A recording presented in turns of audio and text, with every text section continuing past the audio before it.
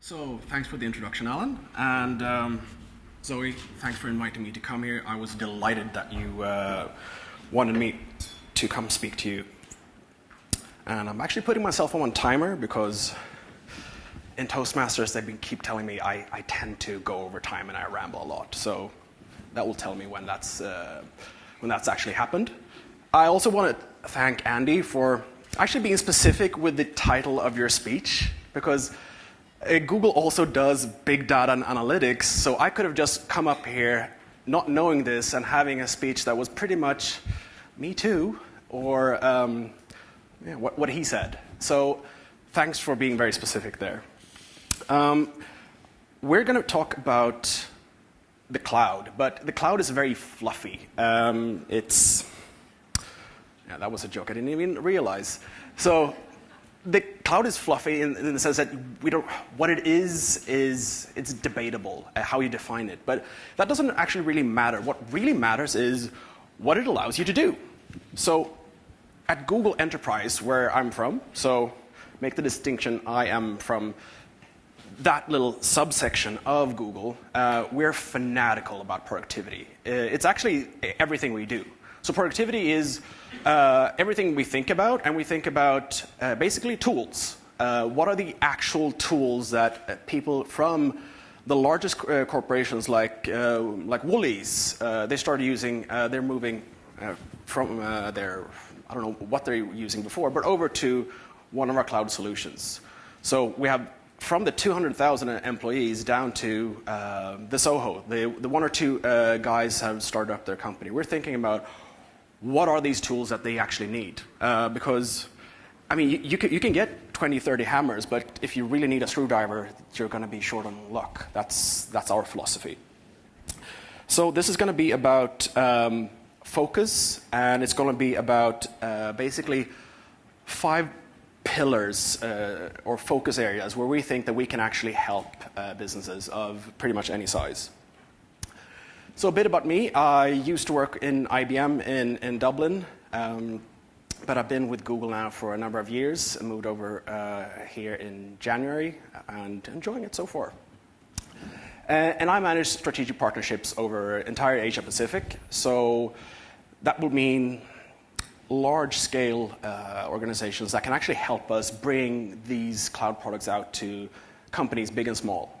So a lot of the telcos and the like. So during the next, 10 minutes, we're going to be talking about how the business landscape have evolved and why that has led to the need to actually do things in a different way. But also, what are some of the new characteristics of companies that are successful? And because that has drastically changed. And then a bit about our vision and how we can help. And I like to talk about our vision in actual examples. So not talk about our products because that's salesy, but look at what have some of our customers done to address some of these problems. So what the heck is Google Enterprise? I think I need to make that distinction first. So we start by taking the consumer products. So that's a very big difference from other software or cloud vendors. We start with what the consumers use, and we add layers of security and control that businesses need, and we have a single focus on being productive, innovative, and successful for us and for our customers. So that's important to know who we are. Now, this is a very interesting graph. So this one shows how long it used to take to get into the Standard & Poor's 500 index. Looking at the last century, it will take 75 years until a company has actually scaled, grown their business enough that they're actually worthy to enter. So look at today. Look at where we are now. It's 10 years. It takes 10 years from a company being formed to actually making it into the Standard & Poor's. So extrapolate that. What does that mean? It means that if you look at the different chambers here, your members, the competitors that they're going to be facing, they don't even know about yet. They have no clue who they are because they're going to come up and they're going to come up fast. If I had more time, I would spent 5 minutes talking about how Blockbuster could have not gone bankrupt and actually acquired Netflix and been a hugely successful company for basically nothing. But we don't have time. So it's not just negative, it's also positive, because it's all about speed nowadays. Everything goes fast. So look at this little box here in the middle. What it actually is, it's a gaming device that's going to retail for less than $100. So it's going to be a cheap gaming device based on the Android operating system. So these guys, very smart, they had an idea, they had a vision, they had the technical capabilities of actually developing it, but they didn't have money. So what did they do? I mean, you could go to a traditional bank loan and such, but nowadays they went to Kickstarter. Can I see a show of hands who has heard of Kickstarter before? Brilliant. So Kickstarter is a crowdsourcing funding site. So their goal was to generate $950K in 30 days. They did more than that in 8 hours. That just shows you how fast you can go from idea to actually being able to execute on it. So this means that the new competitors of today, they're going to be different than what we're used to.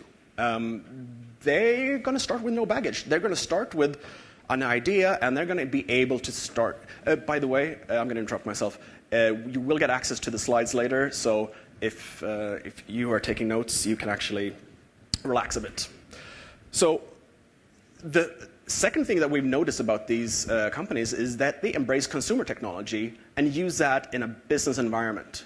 So that's something that we saw early 2000s, which was the reason why Google Enterprise was actually founded. Because you realize once you start using these consumer technologies, you're actually accessing the same or better underlying technology than the biggest corporations in the world have. So it's completely leveled the playing field.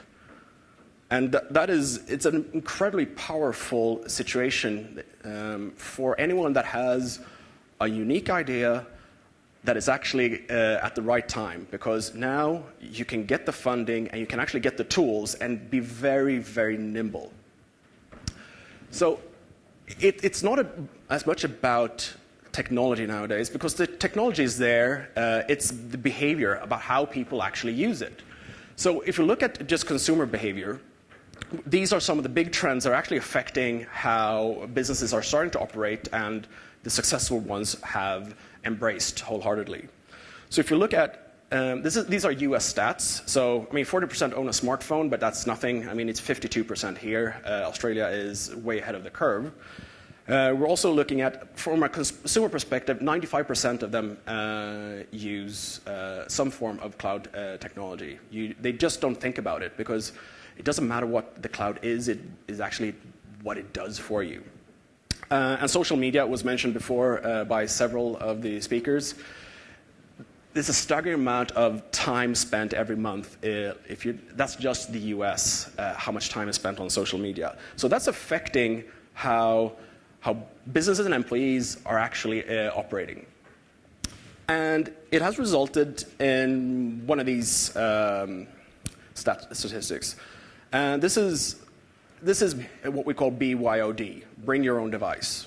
So what we're seeing is that more than half of the employees are starting to bring their own devices into work. So what does that actually mean? It means that we actually have better tools. I have better devices at home than I do at work. And people have stopped accepting it. It's like, why should I use this clunky, no good for nothing when I have my smartphone? So this is the best work tool ever.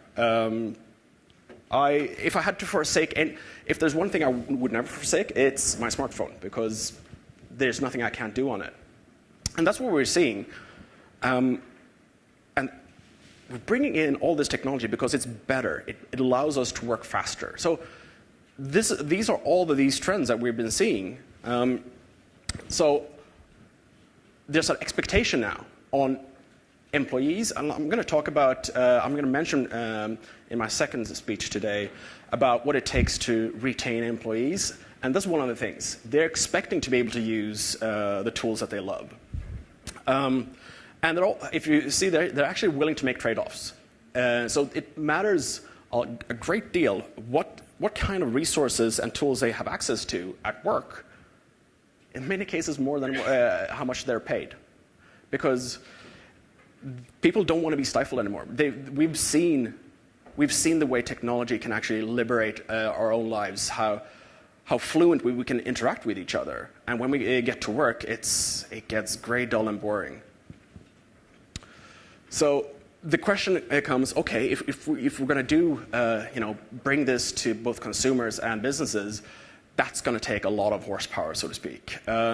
Fortunate enough, we have Google Search, which is very resource intense. So we're piggybacking on what we have here. So the 100 billion searches actually allows us to provide these services. We wouldn't exist without it. So here are some examples of what we think is the way forward. So what I've been talking about, it gives a vision where we feel that there shouldn't be any difference when you're at home or at work, because quite frankly, who here doesn't work from home from time to time? There's always work to be done. The lines have blurred for good and for bad, but we can't be less productive in one state compared to the other. So it's about working together, and it's about being able to work, as I said, home, office, on the road, and it has to be tools you can trust, because consumer technology is consumer technology, but we're actually talking business here, sensitive corporate information. So what do you have to do to actually bring these out to businesses? Well, first, you have to honor the consumer heritage, because what consumers, they're fantastic. That means you can test things and improve things very easily, because if you make a change in, let's say, a user interface, and you test it on consumers, we can actually see, is this making them spend less time administering and actually more time doing? We test everything, and that's fantastic. The power of actually testing it on a couple of 100 million people and getting results immediately, there's no comparison with that. You need massive scale, because wherever you are in the world when you're traveling, you need the same responsive access to, if it's email, if it's reports, documents. These are critical things. They have to be here, within microseconds. And you need, to have support, and you need to guarantee that it's always going to be up. So there are three examples I'd like to mention. So Best Buy, the interesting thing here for Best Buy, I think the common theme for all of these three was that they get to focus on their core job. They get to focus on what is actually they do. And as you can see, in some cases, it might be very, very important things, like saving lives. Instead of having to focus on how to use the tools, they become pretty transparent. That is the way that you become more competitive. If you stop thinking about how to do things, you just do them.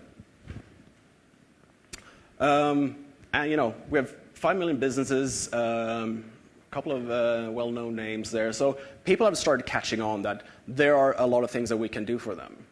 So depending on how much time I have left, which is going to be very little, 1 minute. These are the 5 ways that we feel that we can help you out. So connect. So basically, this is one of the most fundamental parts of productivity, is how you work with your immediate colleagues, the colleagues in other offices, customers and partners, and so forth, so third parties. We internally and our customers use something called Hangouts, which is basically a video conferencing that we do straight from the browser. And the thing is, that allows us to cut down on hundreds of emails that we would send back and forth, sending revisions of documents, because it takes too long. We can't be thinking about how to do things. We just need to do them. So that's one thing we do. So that means people from all around the world. I actually know that guy. God damn. That's me. Can I get 1 minute? Yeah. So here people are working real time with each other. There's one document that people are working on at the same time. They're not sending things around to each other. It's just there, and everyone can use it. I'm going to skip past. You can read some more on the slides later. You can also use Google Maps, which I used to get here yesterday. But you can actually use your own corporate information and just start overlaying that on the Google Maps infrastructure. Maybe you have like cars driving around, and you need to be able to know where are they right now. We need to real-time tracking of organizations and individuals. Example from DHL, how they used it. And also, what we decided to do is that we realized whatever we do within Google, let's say we have like Gmail for business, is it YouTube, whatever it is, it's actually running on one single infrastructure. So the data center where I showed before, you can't actually say, well, that place over there, that's YouTube, and that's Gmail, and that's Google Search. The system actually sees all of our data centers all across the globe as basically one single computer. And we realized, why don't just give that opportunity to businesses, universities, so they can run whatever we run, they can run themselves. Khan Academy, a very good non-profit. Search, yeah. We realized that, and I remember this personally, that the hardest thing was usually not finding things online, because when you Google things, you can always find whatever it is you need. But finding something within your own firewall, within your own internet, is a nightmare. I was once responsible for figuring out how to do that, and I'm not even an engineer, so I just said I don't know. So what we did is there's a yellow box. I don't think we're showing it.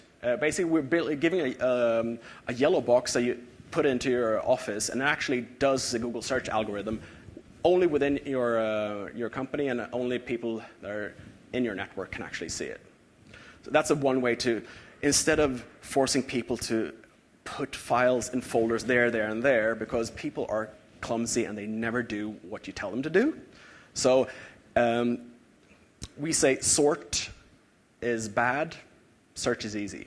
And I'm actually going to leave it there because in the afternoon I'm going to give you some tangible examples, what we think innovation is, some of the tenets of that, and actually some tangible examples of things we've done to facilitate that. So thank you for your patience.